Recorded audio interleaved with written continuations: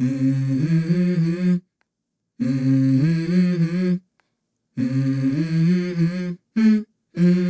go. Welcome back, everyone. Today, we're really diving deep into something that I think we all pay attention to, and that's inflation. Sure. We're going to be dissecting the Consumer Price Index, the CPI, for September 2024. Right. And you've given me a lot of data from the Bureau of Labor Statistics. We've got tables, we've got charts, we've got all sorts of numbers to look at. But that's why you're here, right? Sure. To help us break it down and figure out what it all means. Absolutely, and it's always important to cut through the jargon and figure out what's really going on. Exactly. So before we get into the September specifics, can you just Yeah. give us a little bit of the background? What's the inflation picture been looking like lately? Yeah, so I always like to think of the CPI as kind of like a thermometer for the economy. It kind of gives us a reading on, are prices heating up, are they cooling down? And looking back at the past year, if you picture kind of a roller coaster, that's kind of been the CPI's journey. We had some really steep climbs, especially early on in 2022, but we've seen things kind of level out recently and hover around that 2 to 3% mark for the past few months. Okay, so a little bit of a wild ride, but things have kind of calmed down. Yeah, a little bit. So where does September fit into all of this? Well, that's the million-dollar question, right? Right. So September CPI, a little bit of a mixed bag. Okay. So the Bureau of Labor Statistics, they actually released two figures. So we have the CPIU, that's the one that we hear most often. Right. And then we have the CCPIU, which is the chain CPI. Now, they're both trying to capture the same thing, which is how much have prices increased for consumers. Okay. The CPIU kind of makes the assumption that you and I buy the same things every single month. So we buy the same amount of milk, same amount of bread, same amount of gas, and it doesn't really change. The CCPIU is a little more realistic. It says, okay, well, if the price of steak goes through the roof, maybe we're going to go buy chicken this month. Right. Makes sense. So it tries to adjust for those substitutions, which is why it often gives us a little bit of a different picture than what the CPIU does. Yeah, it's like saying, oh, the average person has 1 foot.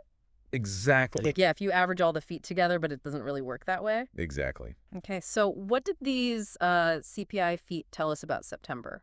Right. So the CPIU came in at 2.4% for September, Okay. which means on average, prices were 2.4% higher in September of this year than they were last year. Okay. Now, the CPIU told a slightly different story. It clocked in at 2.3%, Okay. so just a tad lower. Interesting. So it seems like inflation is still kind of hanging out around that 2 to 3% that you were talking about. No major drops, but we're also not seeing prices come down. Okay, so we've got the overall picture, but I know you're all probably wondering, what does this actually mean for when I go to the grocery store or when I fill up my gas tank? And that's what we're going to talk about next. So let's get into the specifics here. What kind of a price hikes are we actually seeing? Well, if you're a fan of breakfast, I have some bad news for you.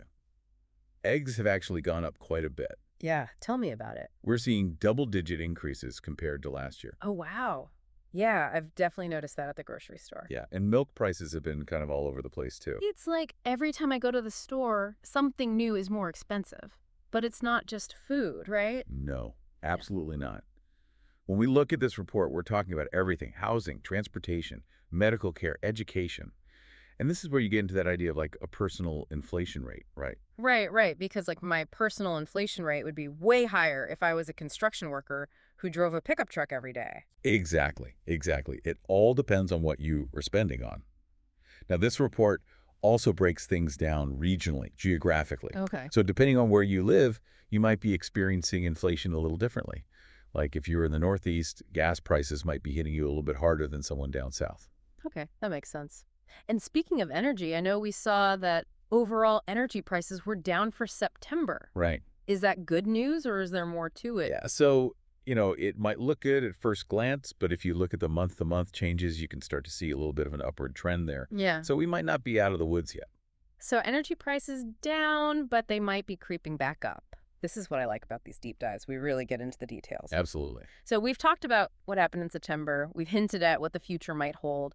But what's the big takeaway for everybody listening? I think the big takeaway is that inflation, it's a lot more personal than we realize. Okay. It's not just about that national average. So less about the national number, more about what's going on in my neighborhood, at my grocery store, at my gas station. Exactly. So that CPI gives us that good benchmark. But you got to zoom in on your own spending habits to really see how inflation is affecting you. And this is where it gets really interesting because it's not just about knowing the numbers, but it's about what to do with them. Exactly. It helps you make those smarter choices, right? Yeah. Maybe you start looking for deals on eggs. Or if you see gas prices going up, maybe you think about carpooling more often. Right. Or finally try out that local farm fresh egg delivery service. There you go. See, knowledge is power. It is. And speaking of knowledge, we've thrown a lot of information at you today. But before we wrap up, one final thought to leave you with. Okay, hit me. We talked about some of those economic factors that can influence inflation. Global supply chains, energy markets, things like that. But, consumer confidence, it plays a role too. Really? Yeah, if people are worried about the economy, they might hold back on spending. And that can actually end up affecting prices too. Wow. So it's like we're all part of this big economic engine. Exactly.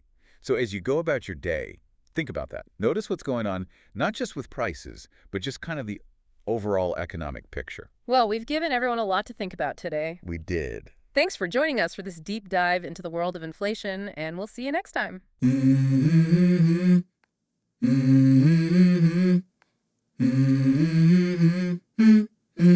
Let's go.